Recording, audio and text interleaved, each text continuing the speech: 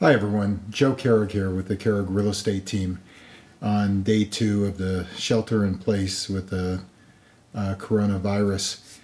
Number one is please be safe, shelter in place, be smart, and more than anything else, focus on what is really important in your life.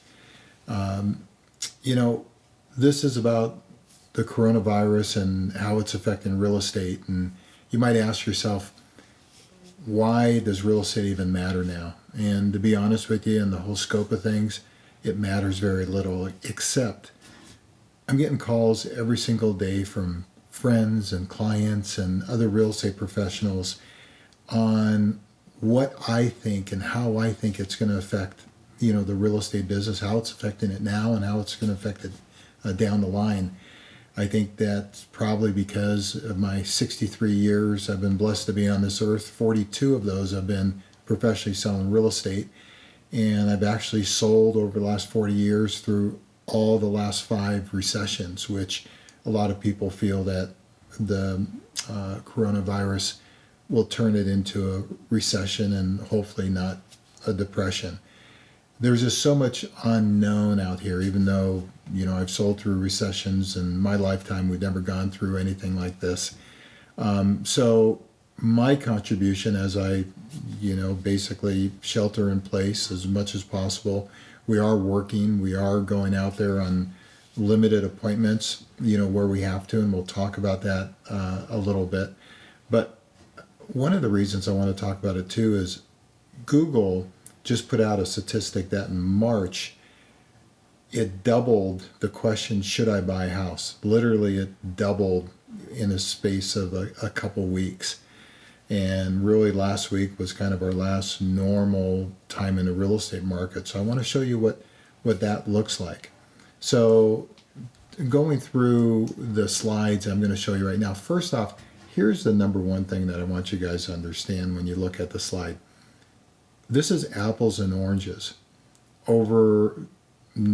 lot of people are referring this like 2000. I actually saw it on TV tonight, what happened in the last recession that we had that was driven, by real estate. What we're doing now, it's really apples and oranges compared to what it was then. Number one is you have to remember, yes, we are going to have a recession at some point. This will probably drive us into a recession with the economy. But understand, out of the last 5 recessions, 4 of those recessions, or 3 of those recessions, prices actually went up. And in one year, they stayed about the same. As you can see in the graph, it was just the 2008 recession that was driven by real estate. The one in 2001 where the market actually went up 6.6%, the recession was driven by the stock market. So just because there's a recession doesn't mean real estate prices are going to be going down. One of the things that we need to talk about is interest rates. Obviously, the interest rates are historical lows, though we have had, a lot of, volatility the last week. It went all the way down to 3.15, 3.2. But what happened is everyone jumped in to refinance. And the lenders not only couldn't handle they didn't have the bandwidth, but also there was no one buying. There was no one buying on the secondary money market. They only had so much money to buy these loans. So we actually saw interest rates go up to about 4% plus last week. So they're jumping all around, and right now they're probably in the high 3s. They've gone up. Now, the government is dumping a lot of money in to the secondary money market. So we'll probably see those settle back down, and they're probably going to be in the low, again, the low 3s again, not too far down the road, because obviously there's going to be less people buying homes. So, the bandwidth will, obviously thin out a little bit, from that standpoint. But again, you can see how interest rates over time and how they affect the market. And the minute this turns around, the interest rates are still going to be at historical lows. So, and you look at the difference. Now, here's the difference between 2008 and now. When you look at the housing bubble, the mortgage credit availability index is so much lower than it was in 2008. And then you look at the annual price appreciation. Look at the 6 years leading up to the housing crash in 2008, and look at the last 6 years. So there isn't that crazy appreciation, though there has been appreciation, over the years. And then you look at the inventory. When 2007, there was 8.2 months of inventory. Today there's 3.1. So definitely was a seller's market, as of last week, and you'll see that with some of the stats, I'm going to show you. And again, back in 2005, 6, and 7, people used their home like a piggy bank, like you can see there. Look at the billions of dollars total in 2005, 6, and 7. $824 billion people pulled out of their home, where in the last 3 years it's been 232, like about 25% of what it was back there. So people learned, and they're not using their home as a piggy bank anymore. And you can also see the percent of the median income needed to purchase a medium price home. Obviously much lower today. So the foundation of the market today, and that's why it was so strong going in before the coronavirus raised its ugly head, why it was such a strong market. And you'll see some of the numbers that I'm going to show you again.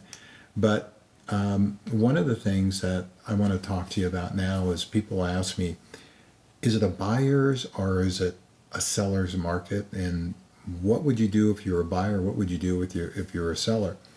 Well, number one of the things that we'll see is we'll definitely see less inventory on the market. We're telling our sellers, a couple agents called me and said, hey, would you withdraw your listings? No, I definitely want to do that because there's going to be a few listings come on the market. So if you have a good listing out there, it's obviously going to be one of the rarity. There's not that many listings that are going to be coming on the market because, so if you're ready to go, yeah, put it on the market. The reason we're not going to see a lot of new listings from start to finish because, we got to get them staged. We got to get people out there to fix them up.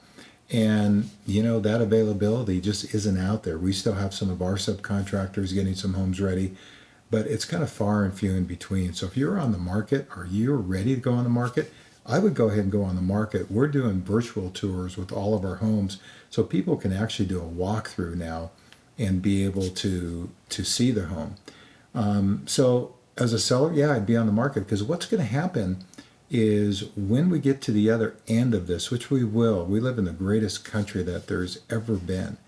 And just like with 9/11, there'll be another side of it. Most people are thinking that it's going to be a V recovery where it's dropping really quick, but it's going to go up really quick. Because once this is over, the foundations that we have, and we will actually be a stronger country. We'll be less dependent. That's one of the things that we've learned from this. We can't be dependent on other countries. We really have to make it and buy it in the USA. And we're going to learn that big lesson here in the next few months. And it's going to make us a stronger country. So when we come out of this, the market is, if you're kind of waiting for the bottom, you're going to be looking at it because when this thing takes back off, it's going to take off. Now, if you're a buyer, what would you do? Well, if I was a buyer, I would be looking out there. And if I found the right house, I wouldn't be afraid of making an offer.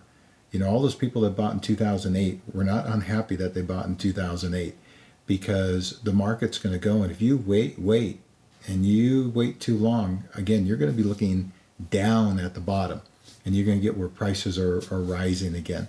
There is going to be a time where there's going to be a lot of inventory on the market because what happens normally and what we saw for 7 years before 2018 is February, March, and April were the busiest months where most of the appreciation happened because the market, obviously there weren't a lot of inventory in the market. The buyers started coming out. But then after, Easter, spring break, there was 2 or 3 weeks of homes that hit the market. And it kind of settled the market down, stayed like that through the summer, dipped a little bit in August with vacations, and then leveled back out. And we saw that for 7 straight years. And then a couple years ago, the Fed raised the interest rate, kind of 2018, half of 2019 slowed down the market, but then the interest rates went back down and the market's going crazy with the supply and demand.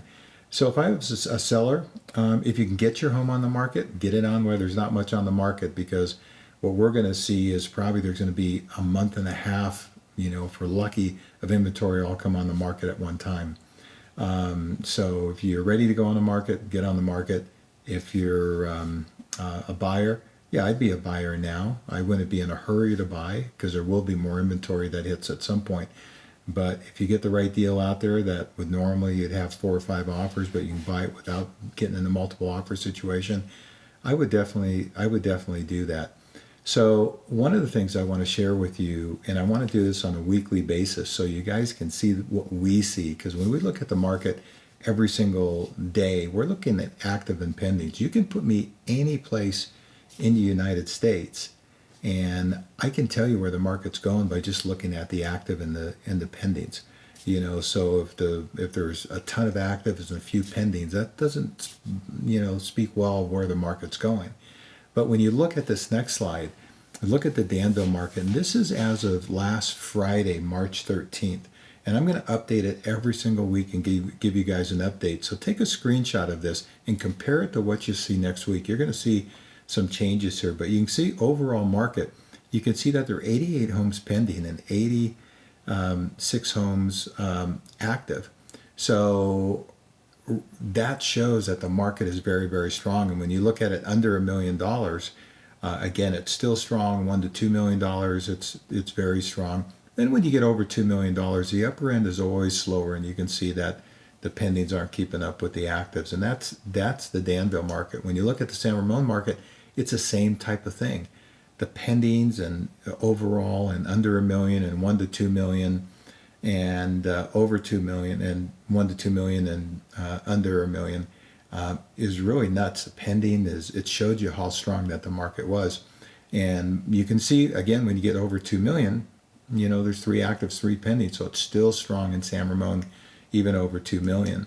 Now, when you look at the Blackhawk market, Blackhawk's been slow, but still there's a fair number of pendings compared to the number of active sales. But as you get up in price, obviously for Blackhawk and Alamo, we don't show under $1 million because there's nothing out there under $1 million. But you can see when you get over 3 million, there's 4 listings on the market and no pending sales. And same thing for Alamo. You can see that the actives outpace the pendings, but still there's a lot of pendings. When I look at the Blackhawk or Alamo market, I look at markets being strong. When I look at the San Ramon Danville market, especially under $2 million, they're very, very strong. So these graphs will give you a good idea where the market is going.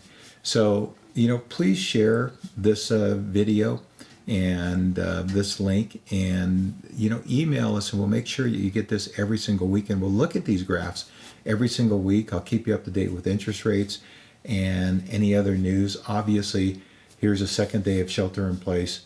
I can tell you that we've heard a lot of bad news, but we're starting to see some good news out there, and we got to be cautious. But at the same point, we need to put ourselves, listen to the good news also. And one of the things that I love to talk to real estate about this, and I love to put people in their dream homes, is because the one thing sheltering in place has really taught us is, we always look at our home as an investment. But now our home is really our home. This is where our loved ones are, our significant others, and we're sheltering in place and supporting each other in our homes. So I just want to leave you and basically tell you what my wife and myself have been telling our kids since they were little kids. And